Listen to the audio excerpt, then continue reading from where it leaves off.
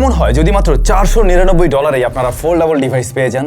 হ্যাঁ, এমন স্মার্টফোনই আসতে চলছে, তাও আবার নাথিং এর তরফ থেকে। Hello everyone, brand new tech news আপনাদেরকে অনেক ওয়েলকাম। কেমন আছেন আপনারা? আগামীকাল প্রশ্ন উত্তর পর্ব থাকবে, সুতরাং আপনার জানতে চাওয়ার বিষয়গুলো কমেন্ট করে ফেলুন আজকের ভিডিওতে। প্লাস যারা কমেন্ট করবেন তাদের মধ্যে থেকে একজন লাকি উইনার একটা গিফট পাবেন প্রতি রবিবারের মতো। সো এখনই কমেন্ট করে ফেলুন যেটা আপনি জানতে চান। অলরাইট, যেটা বলছিলাম, নাথিং বলতে নাথিং এর যে সাব ব্র্যান্ড বলতে পারেন সিএমএফ হচ্ছে একটা ফোল্ডেবল ফোন নিয়ে আসছে, যাকে বলছে সিএমএফ ফ্লিপ। এবং এটা মোটামুটি একটা বাজেট ফোন, কারণ আমরা দেখতে পাই সেটা $499 মধ্যেই আসার পসিবিলিটি রয়েছে।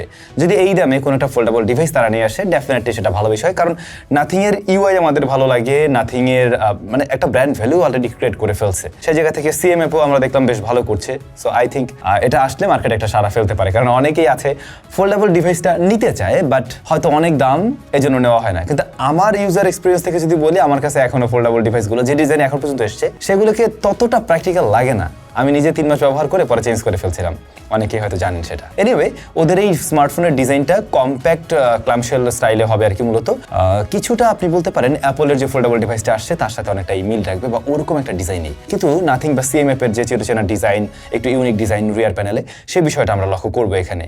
কভার যে ডিসপ্লেটা থাকবে এটার সাইজ হচ্ছে 4.3 ইঞ্চ, সুতরাং অনেক বেশি বড় না, সেটাও বুঝতে পারছেন। 4.3 ইঞ্চ। অন্যদিকে ট্রিপল রিয়ার ক্যামেরা থাকবে।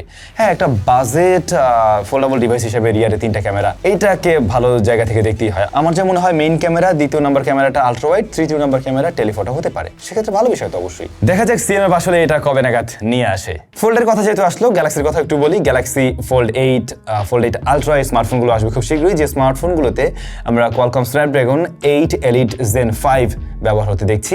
দুটোর ক্ষেত্রে সেম থাকছে, এবং ডিসপ্লের ক্ষেত্রে থিকার অ্যান্ড মোর ডিউরেবল ওরা যেটা ক্লেম করছে এখন পর্যন্ত। 50 মেগাপিক্সেলের মেইন শুটার। এদিকে আইকিউ একটা বাজেট ফ্রেন্ডলি ডিভাইস লঞ্চ করে দিয়েছে চায়নার মার্কেটে, আইকিউ Z11i। হ্যাঁ, এটা একটা বাজেট ফোন, এবং আমার বিশ্বাস বাংলাদেশ মার্কেটেও চলে আসবে খুব শীঘ্রই। স্মার্টফোনটিতে আমরা কোয়ালকম স্ন্যাপড্রাগন 4 Gen 2 ব্যবহার হতে দেখছি। UFS 3.1 হলো গিয়ে এর স্টোরেজ টাইপ। তো এই জায়গাটাকে খারাপ বলা যায় না, বিশেষ করে স্টোরেজ টাইপটা ভালো। 6000 mAh এর ব্যাটারি দিচ্ছে, কিন্তু চার্জার আবার ছোট 15 ওয়াট, যেটা কোনোভাবে এখনকার দিনে মানানসই তো অবশ্যই না। 13 মেগাপিক্সেলের মেইন ক্যামেরা এবং ফ্রন্ট ক্যামেরায় রয়েছে 5 মেগাপিক্সেলের শুটার। ডিসপ্লেটা দিচ্ছে HD+ রেজুলেশনের, যেখানে আমরা দেখতে পাই 6.74 ইঞ্চের একটা প্যানেল, এবং এটা 120 হার্টজ হাই রিফ্রেশ রেট দিচ্ছে।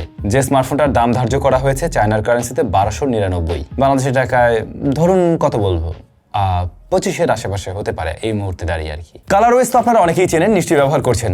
ওপোর যে ইউআইটা রয়েছে কালারওয়েজ, ইউজার ইন্টারফেস, ওটাকে কালারওয়েজ বলে, আপনারা নিশ্চয়ই জানেন। এবং অনেকেই কালারওয়েজের ফ্যান, হয়তো খুব বেশি ভালো লাগে, বেশি দিন আর ভালো লাগবে না, কারণ হচ্ছে কালারওয়েজ নিজে আর থাকছে না, চিরতরে কালারওয়েজ বিদায় নিতে যাচ্ছে। এবং আপনি কালারওয়েজের বদলে বরং রিয়েলমি ইউআই অ্যান্ড ওয়ানপ্লাসের অক্সিজেন ওয়েস, এই দুটো জিনিসই পেতে যাচ্ছেন মূলত আপনার ওপোর স্মার্টফোনে। কালারওয়েজ নামে কোনো ইউজার ইন্টারফেস ওরা রাখতে চলছে না, মূলত অক্সিজেন ওয়েস এবং রিয়েলমি ইউআইতে রিপ্লেস হয়ে যাচ্ছে। স্যামসাং গ্যালাক্সি S27 সিরিজ আগামী বছরে আসতে চলছে ফেব্রুয়ারির দিকে, কিন্তু S27 Pro এবারে সত্যি আরো বেশ কিছুর ইমপ্রুভমেন্ট নিয়ে আসতে চলছে, হয়তো বিশেষ করে ক্যামেরা সেকশনে। হ্যাঁ, 50 মেগাপিক্সেল আলট্রা ওয়াইড তো থাকবে, 50 মেগাপিক্সেলের টেলিফটোও থাকবে, কিন্তু ধারণা করা হচ্ছে 200 মেগাপিক্সেলের মেইন ক্যামেরা থাকতে চলছে।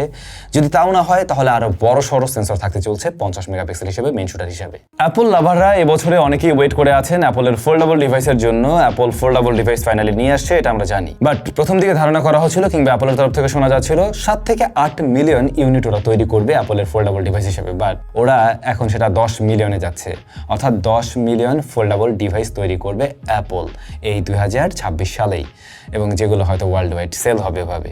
কিন্তু শুধুমাত্র এই না, আইফোন 18 অ্যান্ড 18 Pro 70 মিলিয়নের মতো ওরা তৈরি করতে চলছে, এবং 2026 সালেই। তাছাড়া 2026 সালে ইন টোটাল ওরা যতগুলো ফোন ম্যানুফ্যাকচার করবে আর কি, তা হচ্ছে গিয়ে 220 মিলিয়ন। শুধু এক অ্যাপলেই কি পরিমাণে ফোন সেল করে তাইলে চিন্তা করেন। আইফোন Air 2 2027 সালের স্প্রিং এর দিকে আসার পসিবিলিটি আছে, এবং Air 2-তে 48 মেগাপিক্সেলের main camera, 48 megapixel ultra wide থাকবে, A20 চিপ থাকবে এসওসি হিসাবে, অন্যদিকে টাইটানিয়াম ফ্রেম থাকতে চলছে। আর হ্যাঁ, অবশ্যই ওরকম স্লিম একটা ডিভাইসই হবে। তবে আগের চাইতে ওই যে কি বলে ফেস আইডির জন্য যে কাট আউট ওটা আরও ছোট থাকবে। শেষ করার আগে স্যাড নিউজ বাংলাদেশিদের জন্য। স্যাড নিউজটা হচ্ছে ডে বাই ডে আমরা শুধু ফোনের দাম বাড়তেই দেখছি, অনেক দাম বেড়ে গেছে। এখন যে অবস্থা তাতে করে না জানি আরও ফোন দাম বাড়ে। আপনারা বিভিন্ন নিউজ হয়তো দেখছেন, আমাদের একটা ডেডিকেটেড ভিডিও দেখছেন। নতুন যে ট্যাক্সের নিয়ম করা হয়েছে তাতে করে অফিসিয়াল স্মার্টফোনের দাম বাড়ার পসিবিলিটি রয়েছে। অলরেডি অফিসিয়াল স্মার্টফোন যেগুলো 20K পাওয়ার কথা বা 20K নিচে পাওয়ার কথা 17-18 হাজারে পেতেন 1-1.5 বছর আগে, সেই স্মার্টফোন আপনি এখন 31,000 টাকায় কিনছেন বা 30,000 টাকা অ্যারাউন্ড এরকম দামে কিনছেন। তো তার উপরে যদি আবার এই বিষয় হয় তাহলে ফোন কেনার কথা ভুলে যেতে হবে ব্রো, ফোন কেনার দরকার নেই। অবস্থাটা এখন এমন যে ফোন কিনবেন চিন্তা করছেন তাহলে এখনই কিনেন, আর নাহলে কিনেন না, কারণ কয়েকদিন পর দাম আরও বাড়বে। এনিওয়ে দেখা যায় কি হয়। কালকের ভিডিওর জন্য আপনারা কমেন্ট করতে পারেন। আগামীকাল অবশ্যই আপনাদের সাথে দেখা হচ্ছে।